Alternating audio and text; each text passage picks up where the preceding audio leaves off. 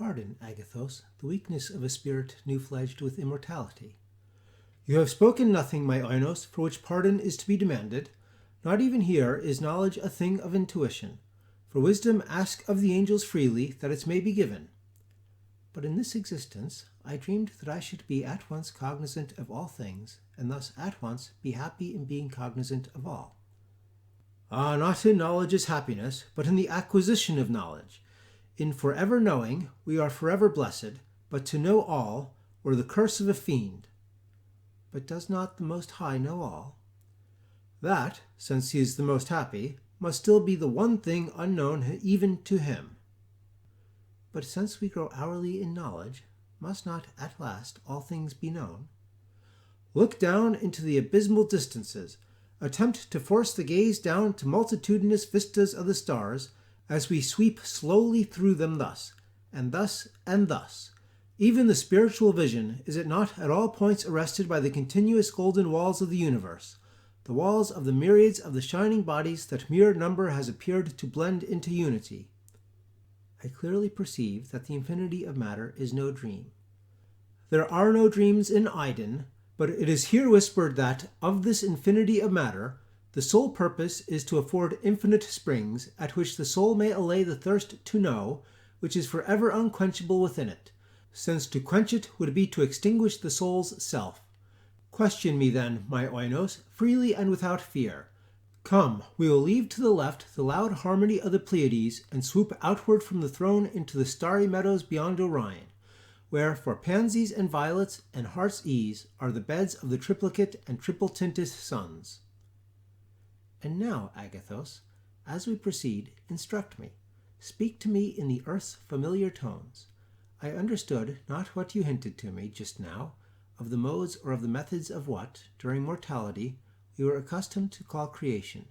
Do you mean to say that the Creator is not God? I mean to say that the deity does not create. Explain. In the beginning only, he created. The seeming creatures which are now, throughout the universe, so perpetually springing into being, can only be considered as the mediate or indirect, not as the direct or immediate results of the divine creative power. Among men, my Agathos, this idea would be considered heretical in the extreme. Among angels, my Oinos, it is seen to be simply true. I can comprehend you thus far, that certain operations of what we term nature, or the natural laws, will, under certain conditions, give rise to that which has all the appearance of creation. Shortly before the final overthrow of the earth, there were, I well remember, many very successful experiments in what some philosophers were weak enough to denominate the creation of animalcula. The cases of which you speak were, in fact, instances of the secondary creation, and of the only species of creation which has ever been since the first word spoke into the existence of law. Are not the starry worlds that, from the abyss of nonentity, burst hourly forth into the heavens, are not these stars, Agathos, the immediate handiwork of the king? Let me endeavor, my Oinos, to lead you, step by step, to the conception I intend. You are well aware that, as no thought can perish, so no act is without infinite result. We moved our hands, for example, when we were dwellers on the earth, and in so doing we gave vibration to the atmosphere which engirdled it. This vibration was indefinitely extended till it gave impulse to every particle in the earth's air, which thenceforward and forever was actuated by the one movement of the hand. This fact the mathematicians of our globe well knew. They made the special effects, indeed, wrought in the fluid by special impulses, the subject of exact calculation, so that it may become easy to determine in what precise period an impulse of a given extent would engirdle the orb, and impress, forever, every atom of the atmosphere circumambient. Retrograding, they found no difficulty from a given effect, under given conditions, in determining the value of the original impulse.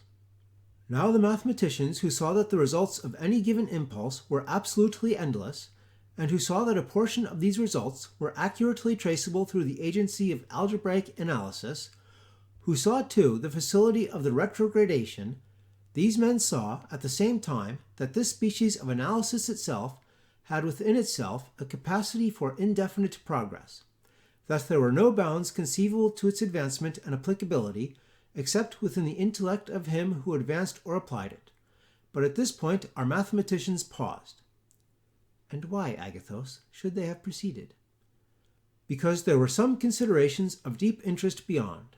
It was deducible from what they knew to that a being of infinite understanding, one to whom the perfection of the algebraic analysis lay unfolded, there could be no difficulty in tracing every impulse given the air, and the ether through the air, to the remotest consequences at any even infinity remote epoch of time. It is indeed demonstrable that every such impulse given the air must, in the end, impress every individual thing that exists within the universe. And the being of infinite understanding, the being whom we have imagined, might trace the remote undulations of the impulse, trace them upward and onward in their influences upon all particles of all matter, upward and onward forever in their modifications of old forms, or in other words, in their creation of new, until he found them reflected, unimpressive at last, back from the throne of the Godhead. And not only could such a being do this, but at any epoch, should a given result be afforded him, should one of these numberless comets, for example, be presented to his inspection, he could have no difficulty in determining by the analytic retrogradation to what original impulse it was due. This power of retrogradation in its absolute fullness and perfection, this faculty of referring at all epochs, all effects, to all causes, is, of course, the prerogative of the deity alone, but in every variety of degree, short of the absolute perfection, is the power itself exercised by the whole host of the angelic intelligences. But you speak merely of impulses upon the air. In speaking of the air, I referred only to the earth, but the general proposition has reference to impulses upon the ether, which, since it pervades and alone pervades all space, is thus the great medium of creation. Then all motion, of whatever nature, creates. It must, but a true philosophy has long taught that the source of all motion is thought, and the source of all thought is God.